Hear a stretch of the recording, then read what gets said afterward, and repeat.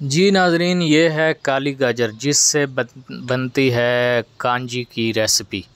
कांजी बरसग़ीर पाक व हिंद की मशहूर व मारूफ़ मशरूब है। ये आपके मैदा जिगर की कमज़ोरी को ख़त्म करके खून की कमी को ख़त्म करती है, पुराने बुखारों का इलाज करती है। बहुत ही ज़ायकेदार और प्यारा मशरूब है। इसकी आसान रेसिपी आज हम आपको बता रहे हैं। आपने काली गाजर हस्ब ज़रूरत लेके इसको वाश करके बारीक काट लेनी है। काशिंग काट के मिट्टी या चीनी के बर्तन में डाल देना है और इसमें ऊपर पानी इतना डालना है जिसमें ये डूब जाए। इसके बाद कुछ मिसाले हैं, आपने लेना है राई, उसको दरदरा कूट लें, मोटा मोटा कूट के वो डाल दें। हस्ब ज़रूरत काला नमक डाल दें और इसको पैक करके किसी जगह रख दें।